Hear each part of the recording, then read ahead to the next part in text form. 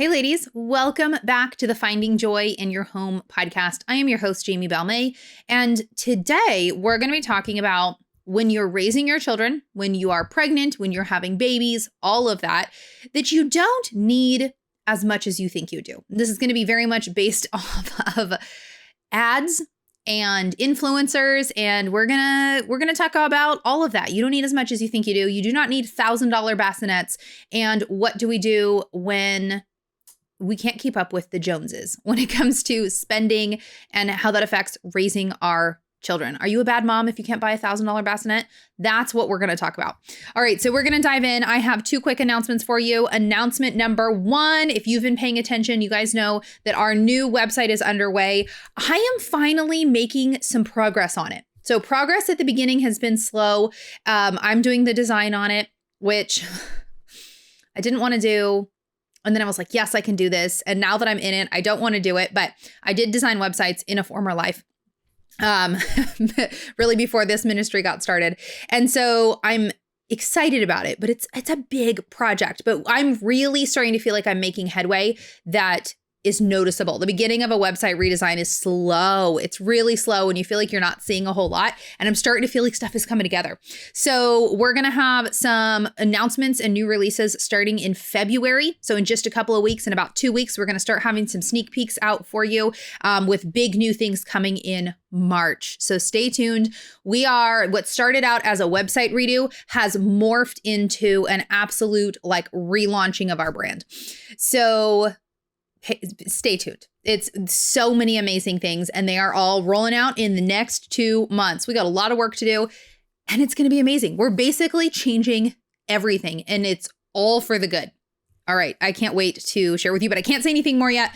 We will have sneak peeks and pictures and videos and previews and all kinds of stuff starting in February. So stay tuned.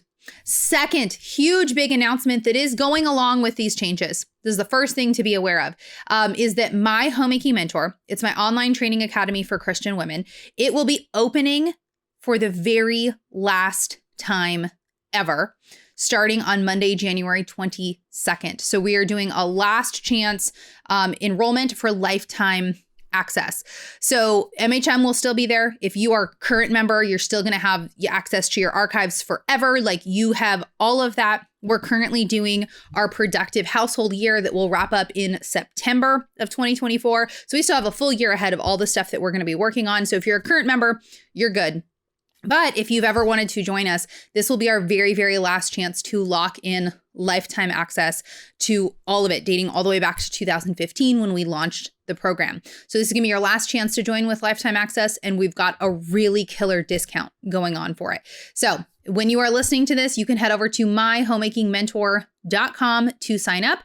And I don't remember if there's going to be a coupon code or not to get that special discount, but you will see it you'll see directions if there's a coupon code or not. And yeah, so you need to know that. You need to pay attention because this will be the very last time. Okay. So let's get into today's topic. So this has spurred off of an Instagram chat that we were having the last couple of days over on my Instagram at Jamie Balmain. And it really struck a chord with a lot of you. And I think this is something that needs to be talked about. So I'm really specifically talking about pregnancy and newbornhood because that's what I'm facing right now. I'm pregnant with baby number 8. And so I've been doing Googling of maternity pants and, you just start, you search for stuff. And because of that, I am being retargeted in ads like crazy. The only thing on my feed is pregnancy stuff, newborn stuff. That's it. So while we're kind of specifically talking about that, we're going to also be applying this to parenthood in general. So even if you're beyond, babyhood and pregnancy, we're going to be talking about parenting in general, how expensive things have gotten and how it definitely feels like there's this competition that we have to stay up on all the latest stuff. We have to do all of the things and it can lead to anxiety and burnout and financial ruin. It is crazy. All right. So what I started noticing is, all right, my oldest are 11. My oldest twins are 11. So it has been over a decade now that I've been having babies. And it was a really different world when I was pregnant, 12 years ago, right? Or just almost 12 years ago, with the first set of twins. And obviously we had the internet, but there wasn't like the crazy social media, and you could look up blog articles. Was Pinterest? I think we had Pinterest in 2012. And there was some stuff, but there wasn't the insane overwhelm of now. And there wasn't this like bouginess that comes along with pregnancy and having babies. Like, it has become a thing. So what happened is this last couple of weeks, I started getting, all these ads popping up, and there was these really cool pants, maternity pants, the other day that I clicked on, and I was like, oh, those look really comfortable. They're like have a different band on them. And I was like, oh, those look interesting. So I click on the ad, $198 for a single pair of maternity pants. Now, if you can afford that, if that is in your budget, if they are good quality, if they are something that you're going to use again and again, that's fine. All right. I am not against, investing in good quality things that will last for a long time. But I have also been retargeted with $1,000 bassinets, like not even kidding, like $1,000 bassinet that you're going to use for 2 months. Some people don't even end up using a bassinet at all. Strollers that are $2,900, just a lot of stuff.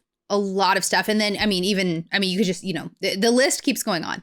So what I realized was looking through these things is I, as a seasoned mom, can look at that and go, you don't need $1,000 bassinet. That's ridiculous. But this new generation of moms, and this might be you, is looking at all this stuff going, well, do I need it? Because I remember being a new mom and looking, even between pregnancies, I forget everything. And I'm like, what do I need? I got to remember, dredge out my memory of what do I need when they're newborns? Like, someone was asking me my newborn essentials, and I'm like, what is it? I must think about it. But as a brand new mom, you don't know anything. You don't know what you actually do need, because there are some things you're going to really need. You want to be prepared. You want to be ready for this. There are some things that can make your life easier, right? And I remember looking up lists of stuff of what items do I need? What's a good thing to have on hand? And you want to get prepared, and you want to build out your baby list, right? Your baby registry. But what you see with this younger generation, or people who are just now having their first babies, is the utter overwhelm of everybody saying you have to have this $1,000 bassinet, and the only stroller you can get is $2,900, and you have to buy an $800 car seat. And that's just a couple essentials. Let alone all the other things that you could add on, the $80 outfits for the baby, things like that. And I could imagine being a new mom right now, that this would be really, really overwhelming, that it would feel really, really hard and feel like, yeah, how can I ever have a baby when I can't afford a $1,000 bassinet? I can't afford a $1,000 bassinet right now. There's no way. But especially when we were starting out, we didn't have 2 pennies to rub together. We were the things we had for our newborn babies were the things we got at our shower. And I remember making my shower a registry on Target. And I don't think Amazon had baby registries back then. And I made it on Target, and I think I had a Walmart one. And I remember looking through my list and going, okay, which ones are the cheapest ones, of each version, that I can put on my list, because I need all of this. I don't want to put anything too expensive on my list, because we need people to buy all of these things, right? I can't just put one expensive thing that someone's going to get. And a couple people went in together for us and got us our Graco stroller, our double stroller, so it could fit the twins. It was probably about $100, and that was awesome.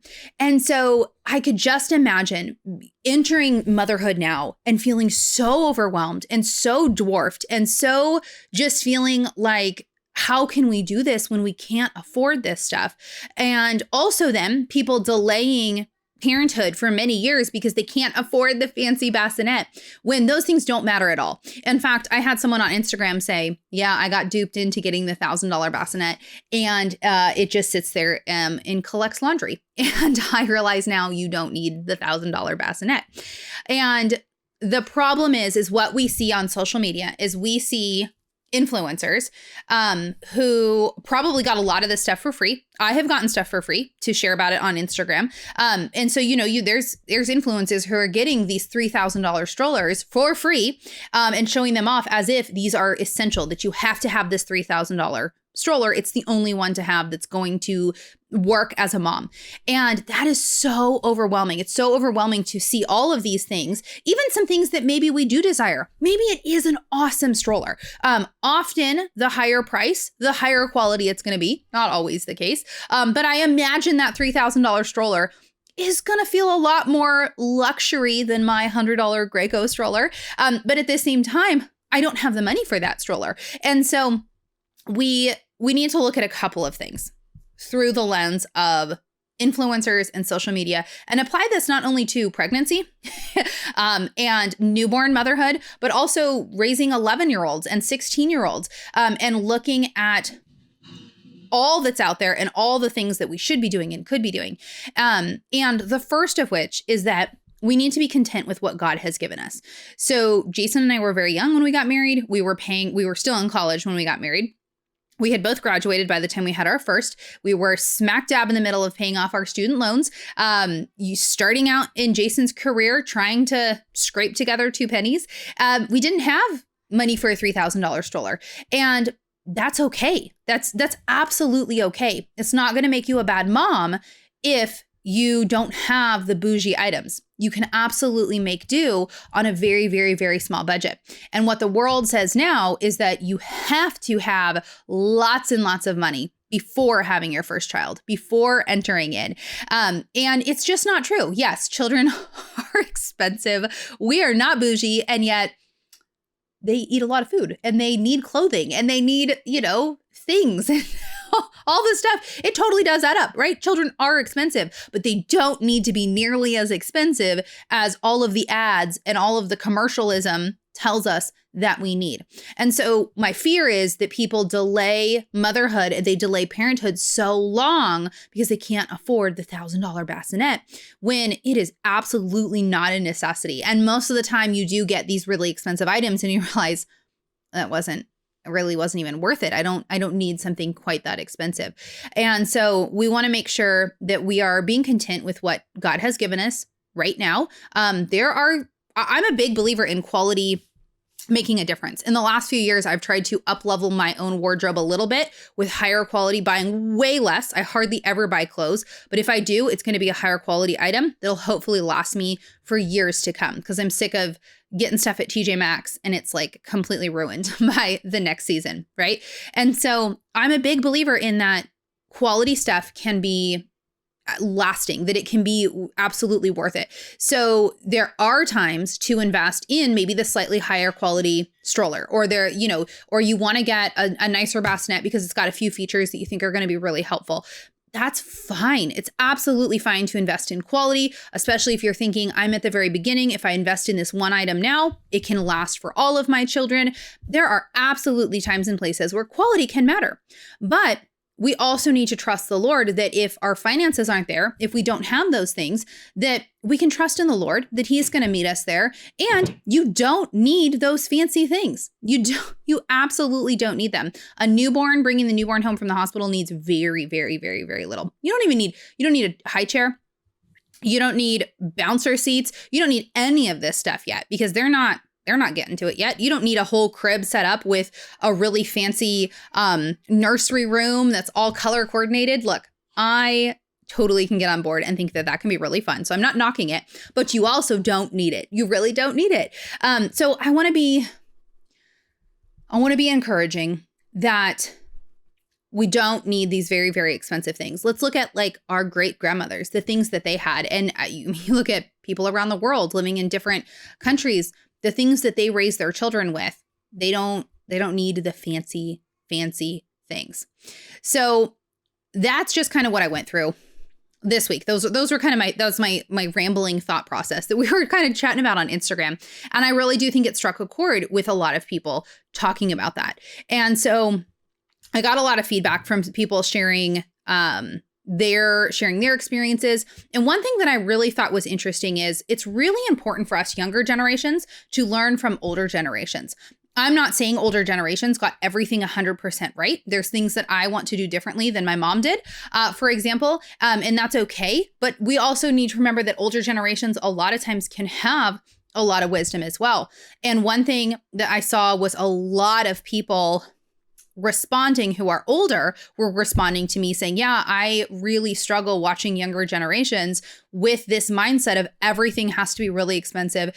Everything has to be top notch, top quality. But that can lead to, using our money in really poor ways. It can lead to buying things that we can't afford or delaying motherhood because we can't afford the $1,000 bassinet, which is dumb. It's much better to have the baby and have a $30 bassinet or a used hand-me-down from someone than waiting to save up for that $1,000 bassinet. But the way that Instagram is, the way that social media, it just makes you feel like you have to have all these things. You have to have all the fancy things, and you have to have them right away when you're young for some reason. Like you have to right away. But no, when you're young, you're just starting out. You have a little tiny starter home. You're renting an apartment. We were renting an apartment when we had our first babies. We didn't even own our own home yet. We didn't have anything big and fancy. You're starting out. And we've kind of lost that mentality. Like for some reason, we think starting out, you should already have like a really large house with all of this stuff. Even in our 30s now, Jason and I feel like we're really in the building phase of our life. We're building still. We're building our family. We're building towards what one day might be our forever home. But we're nowhere near having that right now. And quite frankly, I think that's absolutely fine. So let's learn from older generations who had a lot less when they were younger than even we do now. And to realize that we don't need as much. We don't need all of these crazy things. And then to learn to be content with that as well. There are fancier, nicer quality items that I would love to have one day. There's furniture pieces in our home that I would love to invest in that are heirloom quality that we can have forever.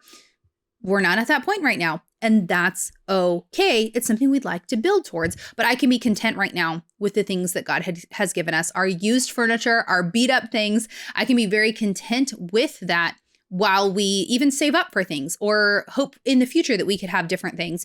But right now, we can be very content with what we have, the season that we are in.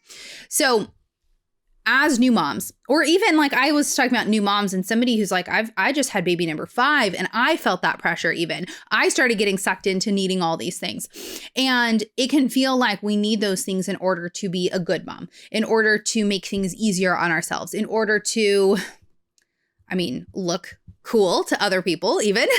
But it's not true. First of all, nobody cares what other people do. Really, nobody cares what bassinet you have or what stroller you have. Nobody cares. And if they care, that reflects more on them than it does on you. But you don't need these things to be a good mom. You are going to be a good mom without the $1,000 bassinet.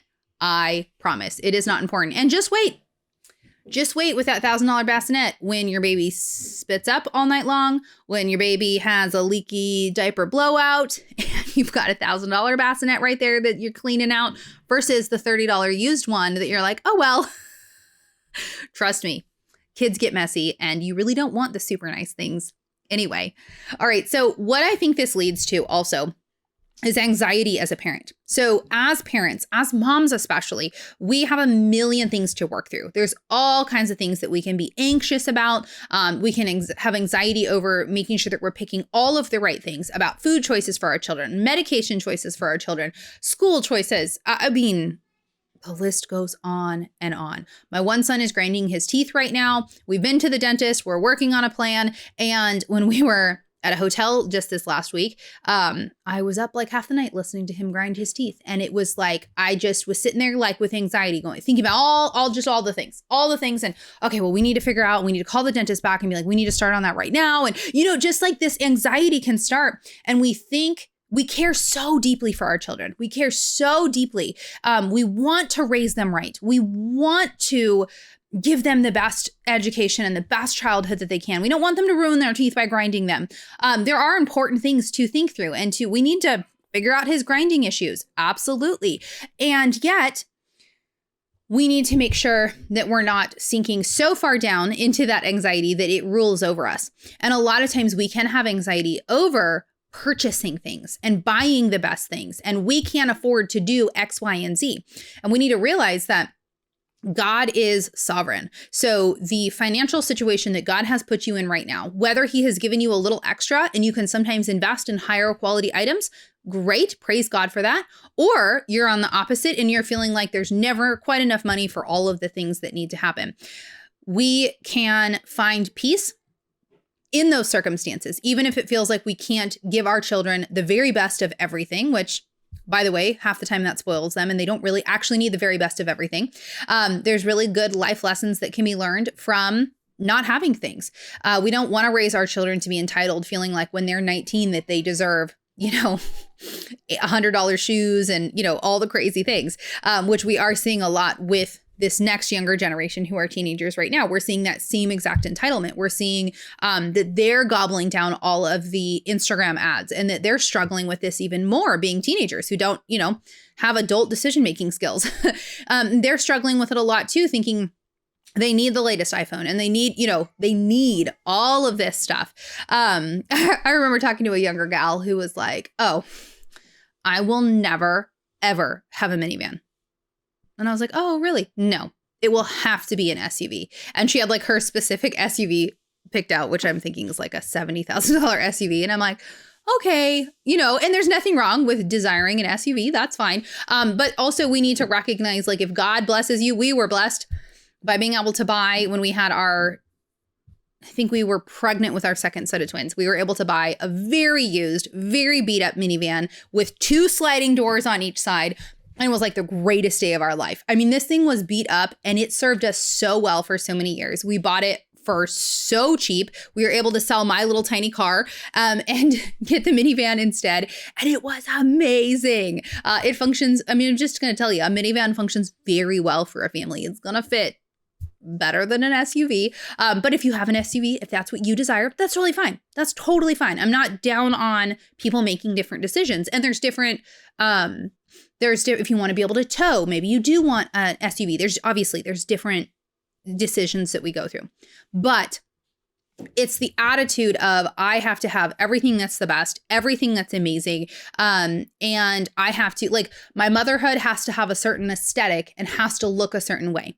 The thing is, though, motherhood is not an aesthetic. Motherhood is laying down our lives daily as sacrifices for our children, for our family. We are serving the Lord deeply and wonderfully and beautifully day in and day out when we are serving our family, when we're serving our kids.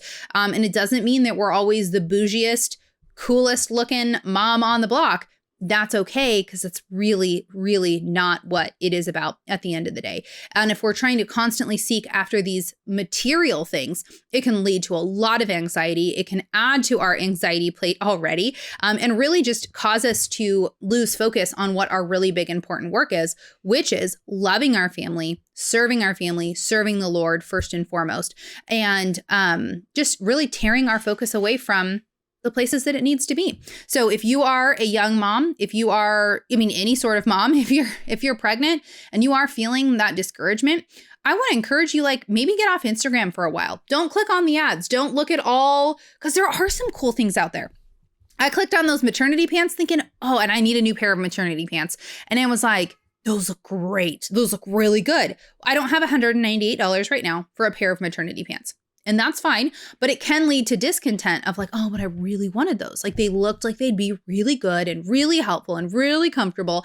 And so if it's leading to feelings of discontent, get off social media for a while. Don't click on those ads. Don't watch reels of somebody, who's in their 40s having their first baby, who's been working their whole life and whose husband works, and maybe they're very wealthy, which is fine. And they have a $3 million home, and you're looking at their life with envy. Then get off social media, get off Instagram. And that reality doesn't reflect what a lot of us live in and day out anyway. And so just remember that so much of social media is not real life. It's not really reflective of what real people live, and it's not reflective of what's actually important in life.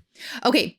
So I'm going to get off that soapbox for a moment. If you are on YouTube watching, you're welcome to come down and comment down below. But I'm going to work through a couple of Q&As then that we had kind of going off of this topic. So let's turn a little practical on this. So one thing is, a lot of people said that when looking for buying things for children, that their favorite thing to do is buy used. And I'm a huge fan of this. So I wanted a Bob stroller. So a Bob is, I was probably like, I'm showing that I'm like an older millennial. The Bob strollers are the, wonderful, I'm sorry, pregnancy brain. I like just mid-sentence start to lose I just lose the words. Anyway, a bob stroller is a jogging stroller, but it's really nice. Like it's so smooth. It's so awesome. Nobody talks about bobs anymore. I'm sure there's other fancy ones out there, but I wanted one for years, but they're like $500 or more. And so it just was never in the budget. We never had that. We had to replace our Graco at one point because, we had a bunch more children. So it was never in the budget, and that's okay. But I eventually found one for $80 at a consignment store. And we've now had that one for a couple of years. I love it. I get huge use out of it. The quality is absolutely there. It's amazing. And I was able to get it for $80. There's a wood high chair that I'm looking for this next baby that I'd really like to get, but it's out of my price range. It's like $200. And that's just not what I'm looking for in a high chair. Right now we have like a $60 high chair, but it's just not, it sags where like it shouldn't. It's definitely cheap. And so I have this wooden one that I'd really, really like to get because I'd like to just be able to keep a really good wooden high chair that's going to be able to just stay in our house for the next 20 years. And that's what I'm on the hunt for right now. But I haven't bought it yet because I'm not buying it used. I'm not buying it new, and I'm looking for one used. I'm keeping my eye out, and I actually have a kids consignment sale coming up that I'm hoping, I've seen them there before. So I'm hoping they're going to have one. I just don't know how expensive it's going to be. But buying used is amazing. You can buy. I absolutely agree that more expensive things can be worth it if they're higher quality. There absolutely can be the times for like baby carriers. Really good baby carriers tend to be more expensive. And most of the time, it's absolutely worth it. It's worth what you're paying for. And so, but you can find those used. You can find those at consignment sales. So much of the stuff I've gotten for our kids have been used. So I do want to encourage you that there's so many great ways that you can post on Facebook Marketplace. Just post on your Facebook wall and say, hey, I'm really looking for, this type of bob stroller. Does anybody have one that they want to sell? And you might be like, oh yeah, actually I have one in my garage. I'll give it to you for $50. Like, you never know. And then consignment sales, thrift stores, like really get creative with where you're looking. Let people know you're looking for these items. And more often than not, something comes out of the woodwork. And sometimes it takes a while. Like with this high chair, I'm being patient because it's the one, I know it's the one that I want to get. And if this is twins, then we will have to get a second one. And so buy used, absolutely buy used. The same goes for your kids. Like if you're really wanting to get your kid a Switch or some other high ticket item, absolutely look used. There are so many great outlets and places for that.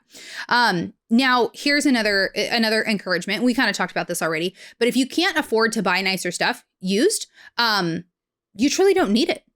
You truly don't need it. So live within the means that God has given you. If you can't afford the $80 consignment sale stroller, get the $10 one that's at the thrift store. That's maybe not the most amazing, but guess what? Thank the Lord for that provision. Use it and use it and use it until it dies, right? Like, let's be thankful. Let's work on our gratitude for what we do have instead of always grumbling and complaining about what we don't have. And that's something that I have to work on all the time. Okay. And then two more. So this one's a great question. How to accept body changes. Third pregnancy, only 14 weeks along, varicose and spider veins everywhere. So this is definitely something that we have to grapple with as women. And I think we have to grapple with this on two regards. First is that we're going to age no matter what. You will not look like you're in your 20s forever. And number two, that gets accelerated. The body changes and things accelerate when you have babies, and the more babies you have. Believe me, after my first babies, my first set of twins, I bounced back so fast. I was 23 and I bounced back very, very quickly. The same is not to be said at 34. Your body changes. The more babies you have, the harder things get, and the older you get. So first thing, let's talk about something real fast. The beauty standards that we have right now are absolutely ridiculous. They're ridiculous. So right now, it's not acceptable. So you go on Instagram, you're looking at people in their 50s and their 60s, and they look like they could be 29. That is not normal. That's not what we should be pitting our beauty standards against. And in fact, I find it very sad in a lot of ways too, that I'm not against preserving beauty. I'm not against using a night cream to help your face stay nice and moisturized. And I'm not against makeup. I'm not against dressing nicely. I'm not against definitely not against working on your hormones. And, there's so many great things we can do. That's wonderful. But our standard is that if you don't look like you're in your 20s, then like you're too old. And what's really, really sad about that is that with age comes wisdom. And we should, in fact, celebrate our seniors. We should celebrate getting older. We should celebrate the wisdom that comes with that. I don't ever want to be 20 again. No, thank you. Like, I do not want to be. And yet we are holding so tightly to this standard of beauty that a 40-year-old can't have like smile wrinkles, can't have gray hairs. Like we think that is like premature aging. Well, I have to tell you what, those of us who are white, I hate to break it to you, but we tend to get gray hairs. I was just looking this up. We get gray hairs pretty much earlier than anybody else. So like the darker your skin, the more that your gray hairs come in later. And so for white people, our gray hair it's common to come in your mid-30s. That is when gray hair starts. But how many of us look at the Instagram influencers who are 60 and perpetually dye their hair? They have jet black raven hair that's gorgeous, not a gray hair in sight. And we're 33 and we've got some gray hairs coming in and you go, oh my gosh, there's gray. What's wrong with me? There's nothing wrong with you. In fact, that's completely normal. I have gray hair. I've got some gray hair streaking through here. And it's really easy to be like, oh, I feel so old.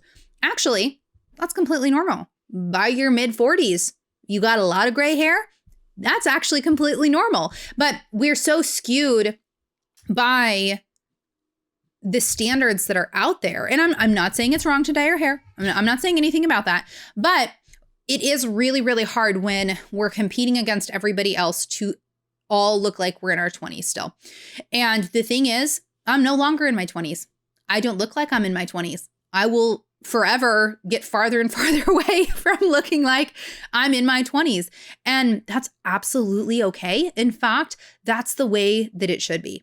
And so what I am against is I'm against all this culture of crazy Botox and surgeries and altering things so much that you don't even look like yourself anymore. Look at the celebrities who you look at and go, ooh, you look worse than you did a few years ago before all the surgeries because you're trying so hard to hang on to youth. And it's not going to happen. Why don't you age with grace? And that's actually a lot more beautiful. So I think we're already constantly fighting against this standard. Even if you've never had babies and you're in your mid-30s, you just look older. You look older than you did. That's okay. I have smile wrinkles. I'm extremely expressive with my face. I'm going to have wrinkles. Like, there's no fighting against it. That's okay. So we're fighting against this ridiculous beauty standard in the first place. And then secondly, we start to have babies. We start to have multiple babies.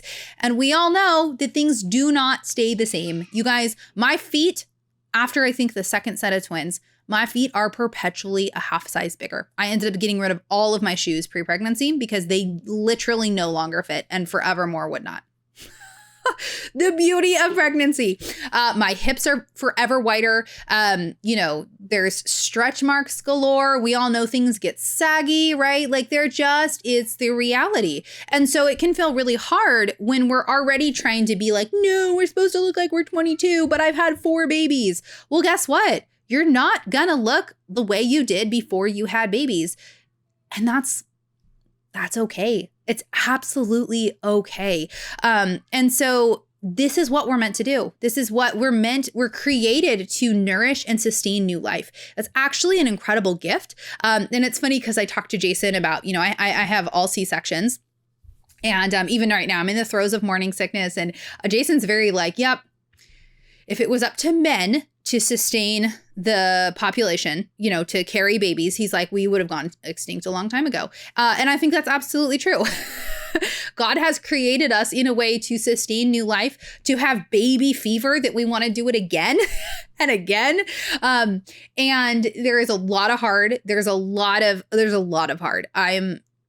I am having a rough week in the middle of first trimester, not loving that part of it, right? But at the same time, it's an immense privilege. It's something that we uniquely get to do that is incredible. I would never give it up to not, be able to hold that newborn. And I'm so thankful for that. But guess what? It's going to change your body. It just is. It's going to change your body. So let's try to have a perspective change. Instead of looking at those varicose veins and the stretch marks and the saggy everything, let's look at that as the hard work of raising our children, of bearing those children, and realize what a gift and a privilege that is. And that if we were to maybe look at other moms through that same light and see the beauty in that maybe we would stop trying to compare ourselves to the 22-year-old who's all fit and looks like a 22-year-old, right? Maybe we stop comparing to that and we look at other moms and realize, like, not in a comparison, but to just realize what a wonderful, beautiful season of life that I'm in. I don't need to look like I'm 20. I don't need to do a middle part. I can rock my millennial side part. I can wear the clothes that I want and really not care what young Instagrammers are saying about what is supposed to be fashionable. I just straight up don't care. That's great for them. That's wonderful. I'm going to rock my side part because I love it. There's no way ever in eternity that I'm going to a middle part. It's not going to happen. And I'm absolutely fine with that because I'm 34. I have 7, almost 8 children. I'm going to be really happy with that. I don't need to look like I'm 22. And I don't think most of us are constantly going, oh, I wish I looked 22 again. But I think it's just this subconscious looking at all the beauty standards out there. It's really easy to not even realize that that's our line of thinking, but we're looking at these crazy influencers who've spent thousands and thousands of dollars altering their body. And we go, well, what's wrong with us? Because I'm younger than her and I look worse, or whatever. And we don't realize how fake it is, that we just don't realize how fake it is. I saw something on Instagram a couple weeks ago, and it was a movie with Steve Martin. It might've been like Father of the Bride. No, yeah, what's the one where the mom gets pregnant at the same time as the daughter? Anyway, I don't remember what movie it was. Steve Martin and another famous actress. And it was a picture of them. And it was like, they're supposed to be 42 or they're supposed to be in their 40s. And, this was the picture of 40s in the 1990s. And they looked older. If you watch a movie now with a mom, with someone in their 40s, then the portrayal is that she probably isn't even married yet or has kids yet and looks like she's 22. And so it just, even in the last 20 years, our perception of last 30 years, our perception of what a 40-year-old is supposed to look like is incredibly skewed. So let's just remember that too. Let's remember that we don't need to compete with the people on Instagram or the 22-year-old. We're moms. We're moms in our middle ages who have born children, who are raising them. And let's celebrate that and realize that our bodies are going to change. And if we can look at that perspective of we're doing this for our children, then it can help. And I get it. There's days where you just feel gross. You don't feel like yourself, and I think there's times where you can exercise and you can work on, things I totally get that. I'm not saying none of it matters. But let's just be more gentle with ourselves in that way. I think about if my husband hurt his knee or got some permanent damage or some ugly scar or something crazy from helping our children do something. If something like that happened, I would be so proud of him. I would think it was such a worthy sacrifice that he did that. Or, if he put himself in harm's way to save one of our children and got permanently lost an arm, I don't know, something crazy. You just think about that. If it was reversed, I would be so proud of him for everything that he would do for our children. And we don't think about that same way for us. We don't think about all of the sacrifice and all of the stuff that we're doing for these children. And what a wonderful thing that is. How incredible that we get to do that. And men bear the stress in different ways. It's not usually as physically bodily, but men deal with the stress of caring for a household. Men bear that in different ways. And so we need to realize too that it just comes out in different ways. And so for women, it does end up being a lot of the physical part of it for us. And it can be tough. It can be tough to deal with. So I want to just give you that encouragement. And then the last thing is someone on Instagram responded to my thread talking about that. And she said, this I thought was so smart. Our culture has forgotten that a husband and children are the purpose for women's youthful beauty and energy. It isn't for endless selfies and selling clothes on Instagram. Our bodies aren't designed to look 20 forever. There is a reason our attractiveness peaks when our fertility does. And I thought that was really, really wise. Like, there is definitely something to be said about your 20s being your absolute most fertile time, and that being your peak attractiveness and your peak energy. And God has designed our bodies in very specific ways. And so I do think that that is something interesting to think about, and that we're not going to be in our 20s forever. And we all know that. And yet, based on what we see everybody else doing, quote unquote, everybody, it can feel discouraging and feel like, oh, how do I deal with this? Because it can feel awkward if you have varicose veins all over. And I remember my grandma has had varicose veins like all over her legs. And as a kid, I didn't think they were ugly. I didn't think they were unseemly. She was my grandma. And I remember talking to her about them, and they were painful. And yet, to me, there was such a beauty in it that I didn't look at her and go, oh, she's so old. It was my grandma. It was how she was. It was who she was. It was from having 6 children, and being able to see the beauty in that really changes things. So instead of being embarrassed, instead of feeling like, oh yeah, like, I just have, stretch marks everywhere, which, yeah, you can do things to kind of reduce them. But like, my stretch marks from 11 years ago, they're still here to stay. Like, they're just everywhere. Thank you, second set of twins who like really gave me the stretch marks. Like, I'm just a lot of stretch marks. Carrying 2 7-pound babies will do that to you. And yet I can look at that and say, this is from bearing these children. These are my battle wounds from how hard it was to carry these babies, from all the pain and the ache and the heartache. In fact, I like that they've kind of left their mark, right? Instead of just looking like I never had children whatsoever. They're part of me now. They're part of me just as my children are part of me. And I can have gratitude in that and recognize that that's part of who I am. And guess what? One day I'm going to be a grandma. One day I'm going to look like my grandma did. I'm going to look old. And there's so much beauty and dignity in that as well. And so I want to embrace that. I am getting older. My kids are, my oldest are 11. We're going to have teenagers soon. We're going to have people graduating high school. I'm crossing over that line where I'm going to be getting older. There's going to be grandbabies at some point. And I want to embrace that aging process, because guess what? Every day I'm getting older, and that's okay. I'm going to embrace those gray hairs. I'm going to embrace those wrinkles. I'm going to use my moisturizer at night still. I'm going to take my vitamins. I'm going to try to care for my body. I'm going to work on my nails that have been brittle. Like, I'm going to work on things, right? But I'm also going to embrace those changes as they come, because that's the natural order of things. We're going to get older, and we can view the aging with disgust, or we can view it that it's beautiful in its own way, and that it's that there's so much dignity in getting older, and there's so much wisdom, and there's so much beauty that comes with that. All right, so we just chatted about a lot of random things. So I'm going to go ahead and wrap that up right now. Thanks for sticking with me with all my rambles today. This is just hard part of first pregnancy, first trimester, is my brain just shuts down. So thank you for sticking with me. Thanks for listening to my things. If you are on YouTube, you can go down below. You can comment. We can chat about all this stuff. Otherwise, you can come find all of these episodes at findingjoyinyourhome.com. And then make sure to watch out, because we got lots of big changes coming up on the website. In fact, we're combining several websites. It's a whole big thing. And then also, this will be the last chance ever to get a lifetime account, a lifetime membership to My Homemaking Mentor, which is my online training academy for Christian women. We cover so many things, from cooking to cleaning to raising kids to marriage. We cover everything. It's taught by various Titus 2 mentors, myself included, but lots of other women like Lisa Jacobson. We've got Marcy Farrell, who teaches a course.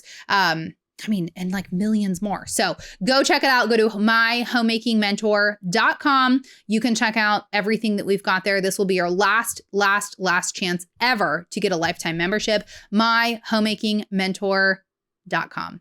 All right. Well, ladies, thank you so much for joining me today. And I will see you guys back here next week for the next episode.